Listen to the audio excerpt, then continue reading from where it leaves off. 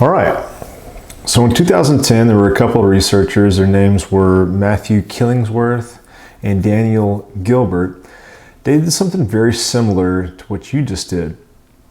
They had the research participants receive a notification through their cell phone, and every time they received it, they had to report what was going on, so on and so forth. And the two findings were that, one, people think about what is not happening almost as often as they think about what is. And thinking about what is not happening usually makes people unhappy. I imagine that if you went through that exercise all day, that you found the same thing to be true. Most of the time, our stress or unhappiness is correlated with us brooding about the past or imagining the future. I'd reckon you agree with that. It's not hard to get on board. So what do you do?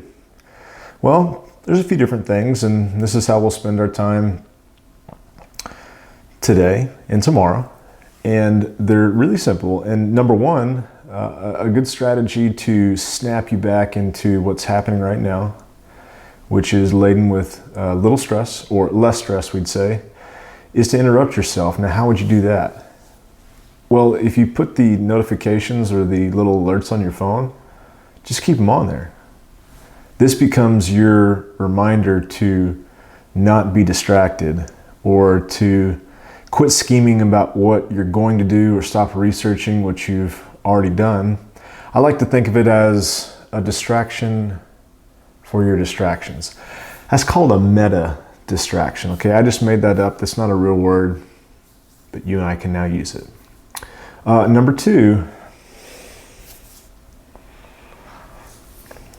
is to meditate. I know. I said we wouldn't do any of that shit, and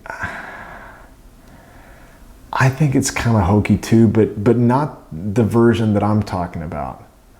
Okay? I think there's a misconception of what meditation is. So don't roll your eyes, and don't think that it's something that you can't do. Meditation is not what you think it is. Meditation is, are you ready for it? Well, we'll talk about it tomorrow. Sucker!